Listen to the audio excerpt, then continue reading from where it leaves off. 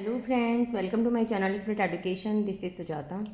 Friends, हम grammar में homophones कर रहे हैं। क्लास इंपॉर्टेंट है, एंड तक जरूर देखिएगा, स्किप नहीं करना है। सभी वर्ड्स इंपॉर्टेंट हैं, मोस्ट रिपीटेड हैं, इनको नोट डाउन करते रहिएगा मेरे साथ। ओके फ्रेंड्स, स्टार्ट करते हैं। Let's start. वेन हमारा वर्ड है आज का, और वेन से रिलेटेड मैं कुछ ये 3 वर्ड लेकर आई हूँ। तीनों वर्ड मोस्ट रिपीटेड हैं, एग्जाम में आए हुए हैं फ्रेंड्स, इनको नोट डाउन जरूर करिएगा और इम्पोर्टेंट है, स्टार भी बना लीजिएगा वर्ड पर। VAIN वेन जो वर्ड है, इसका मीनिंग होता है वेन का यूजलेस, प्राउड। ओके, और नेक्स्ट वेन का मीनिंग होता है डेक्लाइन, WANE वेन, डेक्लाइन होना, पतन होना। और नेक्स्ट वेन का मीनिंग होता है VEIN वेन, ब्लड वेन, जो हमारा ब्लड सर्कुलेशन चलता है वेन में, ब्लड संचार करती हैं जो वेन, वो से हम बोलते हैं वेन। नसें बोलते हैं जो हमारे पूरी बॉडी में ब्लड का संचार करती हैं। ओके फ्रेंड, तो इनकी स्पेलिंग आपको डिफरेंट मिलेगी, प्रोनाउंसिएशन सेम है और मीनिंग इनका डिफरेंट है। ओके, मीनिंग और स्पेलिंग दोनों डिफरेंट है और प्रोनाउंसिएशन सेम है, ये जरूर ध्यान रखना है। स्पेलिंग याद रखनी है और इनका मीनिंग याद रखना है, आपको मिस्टेक नहीं करनी है, वर्ड इम्पोर्टेंट है। आइए देखते हैं। VAIN वेन का मीनिंग होता है यूजलेस, बेकार, व्यर्थ होना, बेकार होना। प्राउड के लिए भी ये वर्ड यूज़ होता है, प्राउड घमंडी के लिए। ओके फ्रेंड, जो घमंड करता है उसके लिए भी हम इस वर्ड का यूज करते हैं, यूजलेस और प्राउड। इसका मीनिंग है वेन का VAIN vain, she is vain of her wealth, she is vain of her wealth, वह अपने धन के प्रति, उसे क्या है, घमंड है, उसे अपने धन के प्रति घमंड है। आपको वर्ड समझ में आ गया होगा, और वर्ड इम्पोर्टेंट है जो मैंने भी बताया आपको। वेन का मीनिंग मैंने बताया आपको, यूजलेस और proud. She is vain of her wealth, वह अपनी धन के प्रति क्या है, उसे अपने धन के प्रति घमंड है। WANE वेन का मीनिंग होता है डेक्लाइन, पतन होना, नष्ट हो जाना।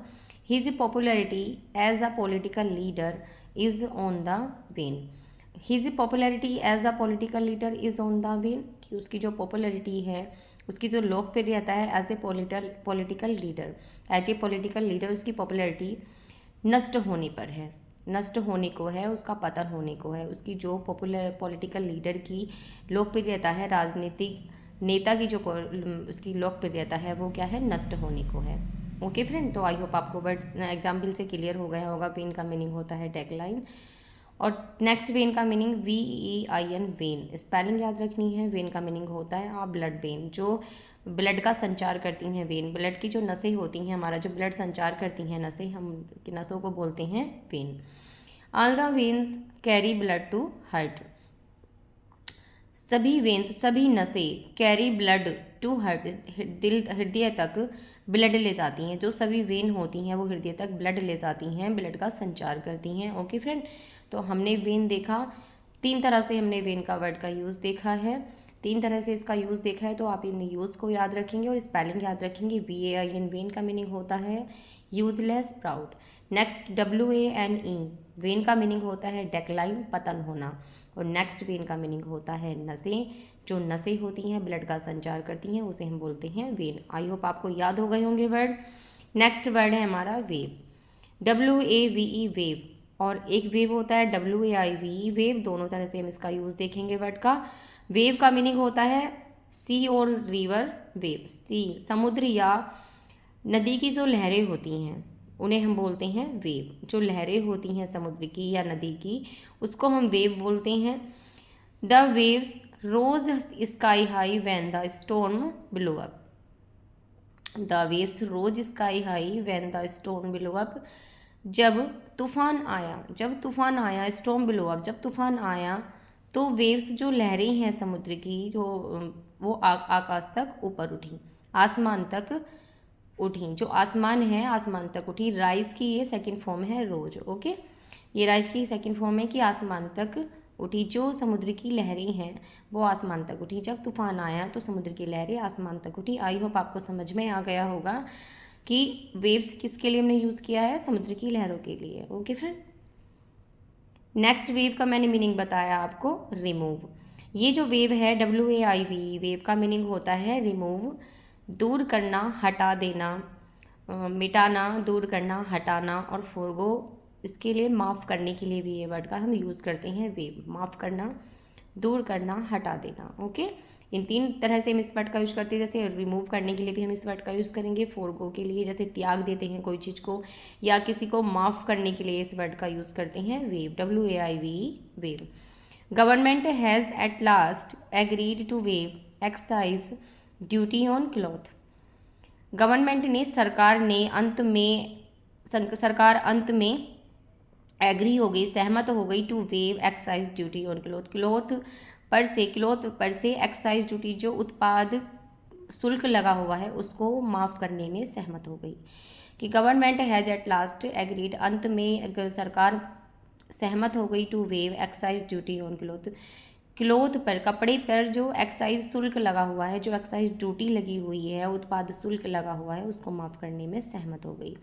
ओके, आई होप आपको वर्ड क्लियर हो गया होगा। दोनों वर्ड WAV, वेव का मीनिंग मैंने बताया आपको। सी वेव्स होती हैं जो समुद्र की लहरें होती हैं, रिवर की वेव होती हैं, उसको हम बोलते हैं वेव, WAV, वेव। और नेक्स्ट वेव का मीनिंग मैंने बताया आपको, रिमूव और forgo.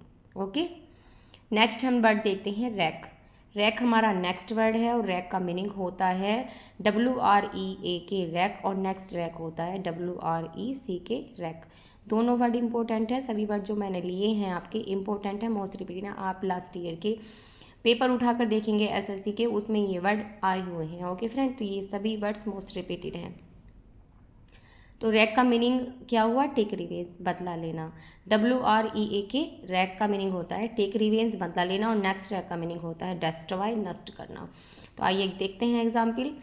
Eight last he wreaked vengeance by killing his enemy. At last wreaked vengeance by killing his enemy, अंत में ही रैक्ट वेंजेंस, उसने प्रतिशोध लिया, बाई किलिंग हिज एनिमी, अपने दुश्मन को मारकर उसने अंत में प्रतिशोध लिया। आखिरकार अंत में ही रैक्ट वेंजेंस, उसने प्रतिशोध लिया, बाई किलिंग हिज एनिमी, अपने दुश्मन को मारकर उसने अंत में प्रतिशोध लिया। तो हमने यहाँ पर इसका मीनिंग क्या देखा आपने, टेक रिवेंज, बदले के लिए इस वर्ड का यूज़ किया गया है। ओके फ्रेंड, और नेक्स्ट वर्ड मैंने आपको बताया रैक, WRECK, रैक आता है डेस्ट्रॉय करना, नष्ट कर देना।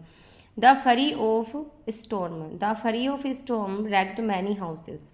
The fury of the storm wrecked many houses, जो तूफान का प्रकोप है, फरी कहते हैं प्रकोप को, तूफान का प्रकोप, तूफान के प्रकोप ने बहुत से घरों को रैक्ड कर दिया, नष्ट कर दिया, डेस्ट्रॉय कर दिया। ओके फ्रेंड, कि तूफान के प्रकोप ने बहुत से घरों को डेस्ट्रॉय कर दिया, रैक्ड कर दिया।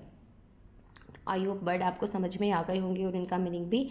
सभी वर्ड्स मैंने इंपॉर्टेंट लिए हैं, उनके एग्जाम्पल भी इजी हैं, आपको याद रहेंगे। ओके फ्रेंड, कि कैसे यूज़ किया जाता है वर्ड का। ओके, तो वीडियो आपको थोड़ी भी अच्छी लगी हो तो वीडियो को जाते जाते लाइक ज़रूर करके जाना फ्रेंड्स। जिन्होंने अभी तक चैनल सब्सक्राइब नहीं किया है वो चैनल को भी सब्सक्राइब कर लें। आई होप मैं आपको सभी वर्ड्स होमोफोन से रिलेटेड करा चुकी हूँ, और सभी वर्ड जो है इंपॉर्टेंट है, जो मैंने आपको कराए हैं सभी सेलेक्टेड वर्ड हैं, मोस्ट रिपीटेड हैं, आपके एग्ज़ाम के लिए इम्पोर्टेंट है। ओके फ्रेंड, तो इनको नोट डाउन करिएगा, और जो मेरी लास्ट क्लासेस हैं जिन्होंने कंप्लीट नहीं किए हैं वो कंप्लीट कर लें, और इनको रिवाइज भी करते रहें वर्ड्सों को, तो याद रहेंगे आपकी। ओके फ्रेंड, नेक्स्ट वीडियो में मिलते हैं। खुश रहें, मस्त रहें और ऐसे ही आगे बढ़ते रहें friends. Thanks for watching, take care, bye bye.